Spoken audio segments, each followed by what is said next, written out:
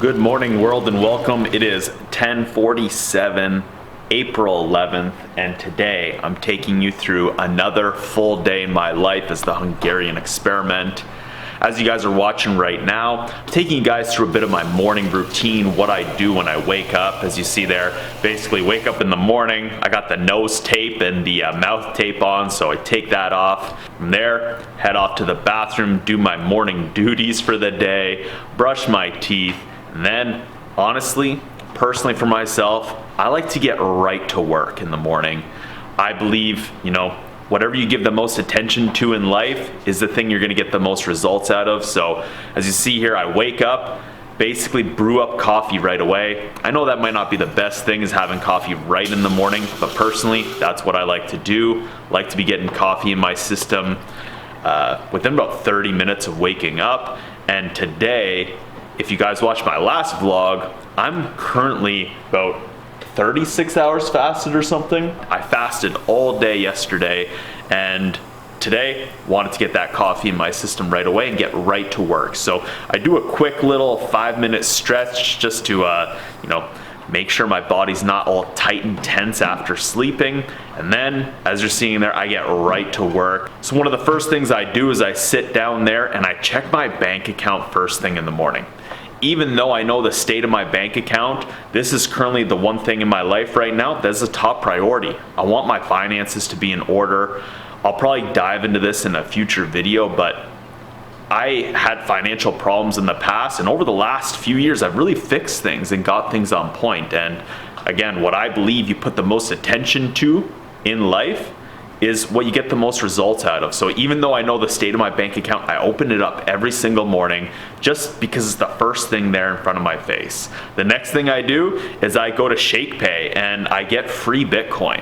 So if you guys want free Bitcoin and you're Canadian, I'm not sure if this works in the States or not, but it might work in the States as well too. But basically, if you shake your phone every single day on this app, you get free sats or free Bitcoin.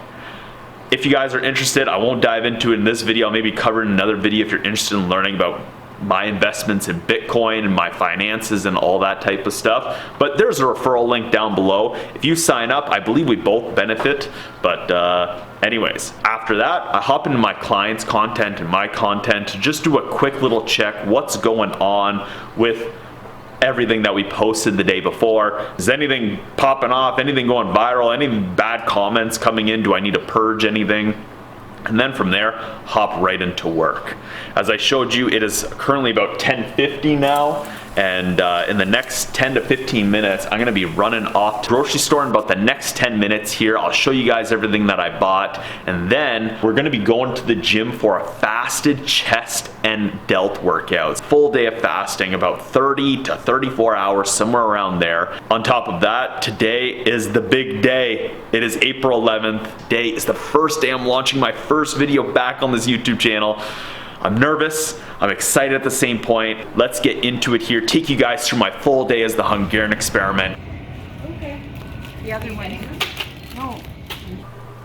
So it's pretty crazy to think, but all this here, all this food, which it is a decent amount, but it's also not a lot.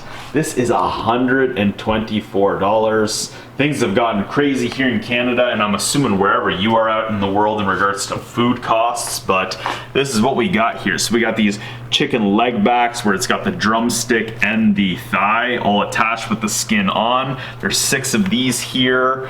We got some more drumsticks. We got 2 packs of medium ground beef. We got 3 pints, or I'm not sure if this is a pint, but 3 packs of raspberries, 2 packs of blueberries. We got some 1% plain yogurt, 2 of those. We got my favorite type of cheese, brie. Actually got 2 different kinds. We got just this double cream, and then we got this La Extra Brie cream. And then some extra peanut butter, crunchy, salted butter, and garlic. And all that came to $124. All right, here we go. Let's do this. Public, done, save. Oh man, first video's live.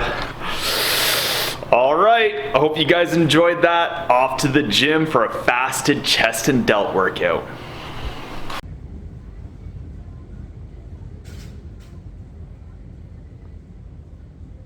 What is going on, world, and welcome to the second workout here on the Hungarian Experiment YouTube channel since my return. We are 42 hours fasted here at the gym, and once I got to the gym I did realize I only had about an hour. So what you just see popped up on the screen there is the sets and the reps that I managed to get done here for today for chest and delts. And we started with bench press. So as you see here, I like to start with the bar just to warm up. And as you'll see here today, like, I was not going heavy at all. This is all lightweight, but it's really focusing on my form, my technique, and time under tension with this workout. Again, I'm 42 hours fasted at the gym here. I'm not trying to tax myself. I'm not trying to deplete myself. I'm trying to get full range of motion. I'm trying to go through the muscle groups, really focus and make sure I'm doing things properly. So I started off with 60 reps of just the bar there. And as you see, I do about 20 reps of normal width, then 20 reps of wide grip, and then 20 reps of close grip, just to get the feeling all the way across. And then from there, we moved into 4 sets of 135 pounds for 12 reps. And again, I'm not trying to do anything crazy here, just really go through the motions. We got a very nice view here, of course, of my crotch. I picked the best angle that I could just for you guys.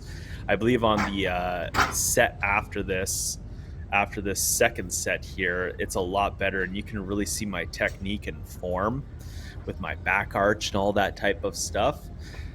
But yeah, as you see, you're just loading up, and again, nothing crazy. It's like my warm-up with squats the other day there. I'm really just trying to go through that full range.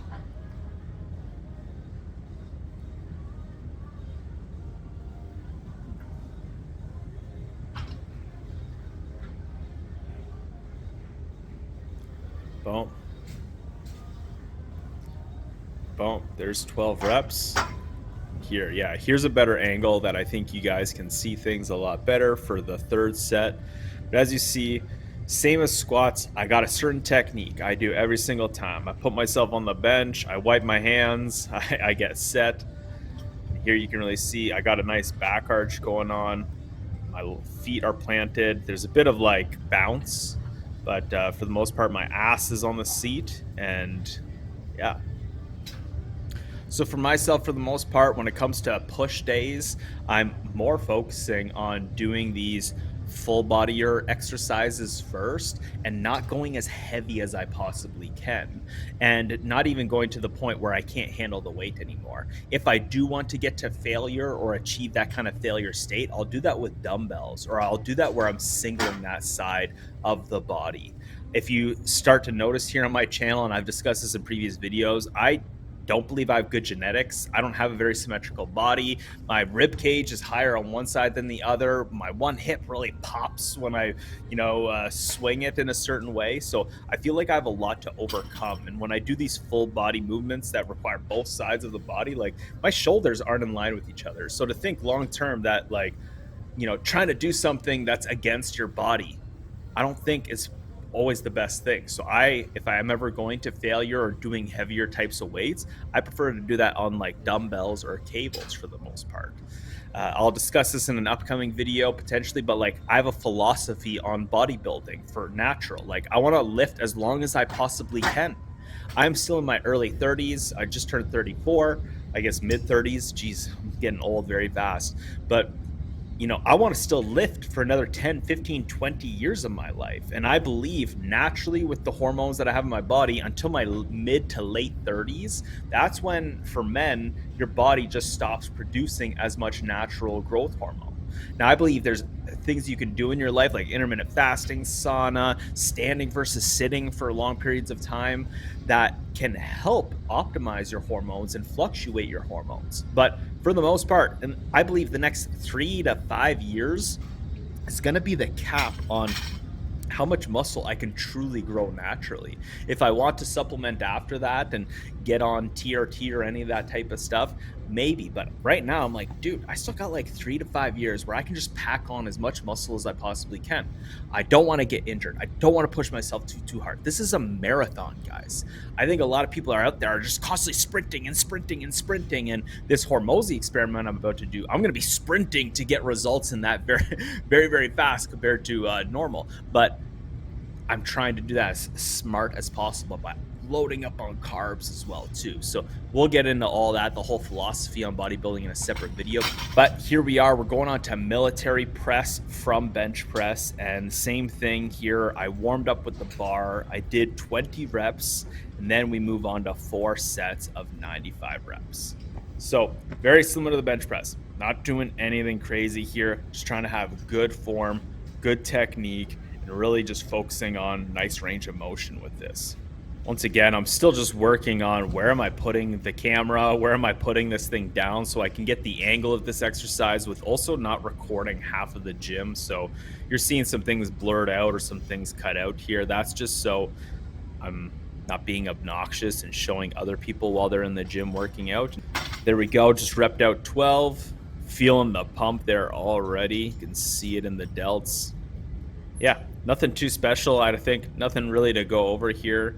Just kind of repping it out. If you guys have any critiques or some criticism on my technique and form, feel free to let me know your guys' thoughts in the comments there. I'd say over the last like 3.5 years since I've been gone, it's only been the last 6 months here that I've really been getting back into military press. I've done a lot of the overhead press for a long time, and I actually started getting back into the Z press, the Xanderus press. I haven't recorded anything recently with it, but I just did it last week, and you'll probably see it in an upcoming video. So if you guys have never seen the Z press before, that's a fascinating, I guess it's not too fascinating. You're basically just sitting on the ground in a squat rack and using the stoppers to help rest the bar down after. And I find compared to military press here where I'm kind of like leaned up, and as you see, I kind of have like an arch like you do on the bench press with it. When you're sitting on your ass on the ground and your legs are out in front of you, it's a whole different thing. But there we go, guys. That's 4 sets of 95 pounds on the military press. The last 2 sets there were 10 reps, and the first 2 were 12 reps. And from here, we moved on to dumbbell incline bench press. So here we're starting off with the 50s. So you can see there, top of the top of the chest. I believe I'm activating. I'm hitting that muscle group really well. I got my elbows in. I'm not like flared out like crazy. Pushing like this, not like this, not out wide, right? And I believe here I also lowered the bench down for the next set. Yeah, it was just a little too high. I wasn't enjoying it so much. So that was 10 reps of 50-pound dumbbell incline bench press, and then we did another 10 here. And yeah, here you can just see it now. Oh yeah, going right through the chest there. So we did another 10 reps here. And my God, I didn't notice this until now, but those mirrors are disgustingly dirty. Look at all the handprints all over those mirrors. My gosh.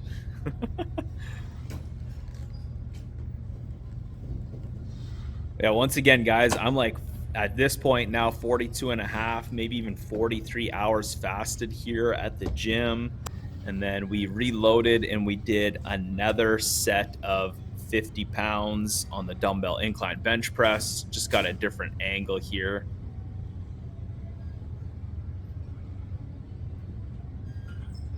Here you can't see so much the chest activation, but I think you can see my technique and form a lot better on this. Again, my arms aren't flared out. My elbows are coming in actually quite close, even compared to feeling it now versus seeing it.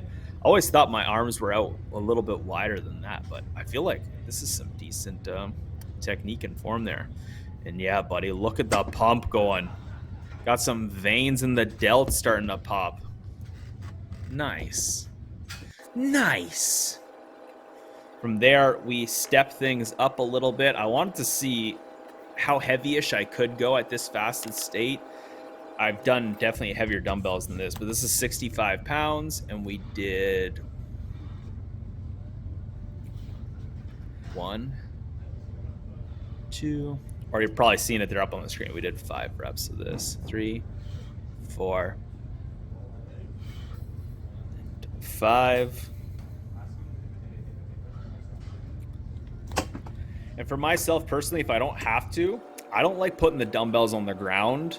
I'd rather just set it right back onto the rack. It takes a lot of effort and energy to put the dumbbells down and then go bring them to and pick it back up again and then put it in the rack when you're done. Versus if I can just set it down in my lap, take it right to the rack, I believe I'm saving myself energy in the gym while I do that. And I believe, shout out to Matt Ogus, he was one of the first guys that I saw doing that. And since I've done that, I just love it. But as you see here, repping out, I think we did 4.5 reps there of 75 pounds. Then we switched it up and we went back to the 50s.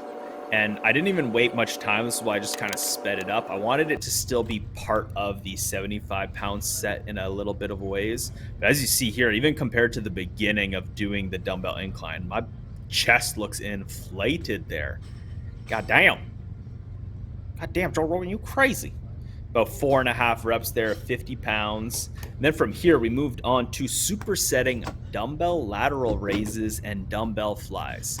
Here, I was starting to feel a little pooched and definitely feeling it in my chest. Like when you're this flat, this depleted on carbs and calories, like I feel your body like tight. You feel your skin tight up against you. So we did 20 reps of 22.5 pounds on the lateral raises there, and then just a quick 30-second rest or so, and then we hop right into the dumbbell incline flies and using the same weights there, 22.5 pounds and 20 reps. So here my legs are really jumping around a bunch. And here, similar to the incline press, you're not seeing the chest activation as well. You might see it kind of on the side there, but here I think you can really see the form. So I'm really just trying to go through it. And for me, I'm in my head. I'm just like thinking like, I'm just trying to feel the chest fibers as much as I can. It's not about being heavy for me on these. I do sometimes do heavier weight, but for the most part, especially after doing bench press and then the dumbbell incline press there, oh yeah, now it's looking nice and inflated there. Look at that. I think you can almost see some chest striations coming in. Woo! Yeah, buddy. But again, it's more about the time under tension. How long am I holding it? Am I squeezing in through it? And just feeling it. So of the superset between the lateral raises and dumbbell flies, we did 4 sets in total back and forth between the two. So 8 sets technically total, but 4 sets each. And here's just a different angle of the lateral raises. Not the most flattering angle, but I think you can see there it's still hitting the bit of the rear delt, but obviously this is more of a middle delt activation on the lateral raises. And then boom, maybe 30 seconds, change the song, turn it up a little bit. Then we go right into the dumbbell incline flies. And here's where you can see the chest activation a lot more. Again, just trying to squeeze like a rubber ball or like not a watermelon, because I wish I had that much gap. Well, you're hearing the alarm go off in the gym there. But yeah, I'm trying to like squeeze my chest together as much as possible. And as you see there too, like the way I'm thinking about it is like I'm bringing these together, the base of my hand. I'm not turning it in, but that's what I'm thinking in my head. Like I'm not trying to do it like this. I'm doing it like this, but also I'm thinking like I'm coming like this together and trying to make the bottom parts of the dumbbells almost touch each other at the top. I'm not making them touch because I think that's just going a little too farther than you need. Just coming about here, but thinking about like turning it in mentally, not actually turning it in, but that's where I'm kind of going for. And here we have set 3 of the dumbbell lateral raises. We'll just watch this and check it out and see the form and technique here. I'll just stop talking for a sec. One thing I see people doing a lot is standing and doing these. I personally, like, I only do dumbbell lateral raises seated. I find when I'm standing and I'm moving, like, I don't feel it in my delts at all. Like, all my technique and form is getting overtaken by my back. It might just be my body and my posture and stuff like that, but I just feel so much more delt activation when I'm seated and doing it on a bench. So quick little rest there. And then we go again right back into the dumbbell flies. So I don't think we're going to watch the fourth set here. We're just going to skip over and move over to our last exercise, which is the one arm cable underarm squeeze. Now, I'm not sure if this is exactly what this is called, but I needed to put a name down for it. I see people doing this with two arms. Like, they're normally, like you do cable cross, they're doing this under with both arms. But again, for myself, like, I don't know if it's because I got lopsided body, but whenever I do it with both arms, I can't feel any chest activation at all. It over gets come by other areas of my body, and I'm not feeling it in my chest at all. But if you see here, when I'm focusing on one, like, I'm getting great activation. And I started doing these maybe 6 months ago, and I feel my chest growing in a big way because of these. And I think it's because I was trying to do these in a different way, and it just wasn't activating at all. Here, I think you're going to see a little bit better, and I think on the second set, you'll see it a lot better. I think I only recorded 2 sets of this, but I did 3. But here, I'm just really feeling it. I'm able to go through the muscle. I'm able to squeeze, and I'm bringing it up and right through it. So really been enjoying these. Again, if you guys are struggling to feel it when you're doing both arms, try giving single arm a shot. If you guys check out my channel way back in the past, I started from scratch at one point. I reduced my deadlift, everything down from scratch. And because once I got lean, I realized I had a lot of weak points. I had weak points in my chest. My back was big and overdeveloped, and my chest was extremely underdeveloped. My shoulders and my delts were very developed because these things just kind of took over. But as you see here, I think you can see it here a lot better, where the chest is getting activated straight coming up under there.